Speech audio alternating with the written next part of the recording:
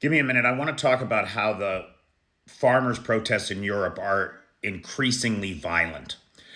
We have seen police clashes in Athens and in Spain. In Spain, farmers blocked a port harbor and burned tires in the street, clashing with police there. This is about a month ago.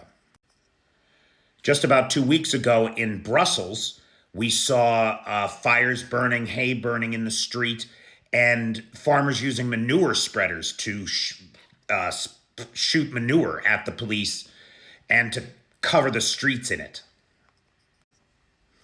We've seen tractors blocked in Paris, in Brussels, in Madrid, and in Warsaw. And it was absolutely the worst over this past weekend in Warsaw. Mass protests led to mass arrests, tear gas, water cannons, and the violence over the weekend in Warsaw was noted by Donald Tusk, the current prime minister, where he made the distinction between legitimate farmers' concerns and protests and hooligans and provocateurs. He stopped short of blaming Russia, but he did use the word provocateurs and those with a political agenda. And I think he's right on the money. Now, here's the thing, it's an important distinction to make because farmers have a legitimate grievance. Look, we take food for granted in the West, right? There's a surplus of it. We have enough to feed everybody, even though we don't somehow manage to do that. And so the small family farm, the traditional family farm, is under a lot of pressure. They face rising costs of production, high diesel prices, and competition from agribusiness, where the law often favors subsidies and incentives to those large corporate farms. It's a real problem, and the small farmer is being squeezed around the world. Make no mistake, as we transition to economies of scale and new technologies in farm production, the small farmer is being squeezed out of existence. And let me tell you something. The day that your neighbors stop exporting food to you, you're going to look around for your small farmers because they're going to feed your people. The question of food security, the cornerstone of our civilization, has been the small family farm for 1,000 years. And how we're going to transition to a world without them, or how we're going to preserve them so we preserve our security, is a real concern. Another thing that the farmers have a legitimate concern about is cheap imports coming into Europe that are grown without the green restrictions that are imposed on modern farms today. And they're looking for exemptions from those green policies.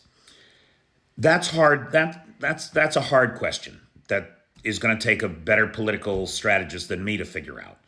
But it's a real concern.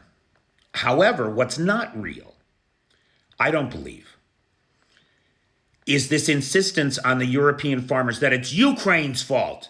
They're all pointing the finger at Ukraine. Ukraine's dumping cheap grain. Ukraine's the problem. Ukraine's the problem. While Ukraine is fighting for its life and the continued sovereignty of independent European states, Russia and Belarus are pumping more grain through the Belarusian-Polish border into Europe than the Ukrainians ever could. And a lot of that grain that the Russians are pushing through Belarus is stolen Ukrainian grain. Make no mistake. Donald Tusk made the distinction between legitimate farmers' complaints and concerns and hooligans and provocateurs with a political agenda. He stopped short of blaming the Russians, but the Russians' fingerprints are all over this thing. Increasingly, we're hearing, especially in Poland, of all places, in Poland, we're seeing pro-Putin banners, pro-Russia banners, pro-Putin slogans being chanted by the farmers. There's something wrong here.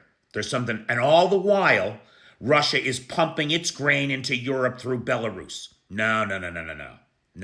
This has the Kremlin's fingerprints all over it. This has the fingerprints of a Kremlin disinformation campaign designed to take the legitimate concerns of the members of a democracy and amplify them, exploit them, inflame them, and sow divisions within the society to create chaos. Because the reality is, the only person that any of this violence helps is Herr Putin. Make no mistake. These farmers have to have their legitimate concerns addressed in a legitimate and timely fashion.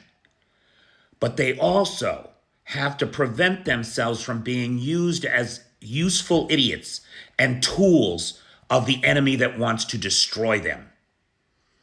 And that's the fundamental challenge that we are all facing today, guys. The Russian disinformation fire hose is on full blast. And the lies that it tells have seeped into our political discourse and have been repeated so many times that many people don't even question the reality behind them. And that's the biggest challenge that we're all facing today.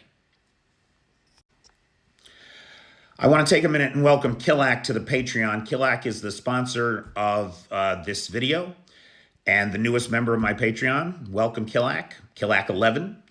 And I really want to thank you, man, and welcome you to the Patreon. And this video is for you. If you'd like to have a video sponsorship, all you have to do is join my Patreon at the Dobrovicher level or higher, and the link is in the description. Thanks.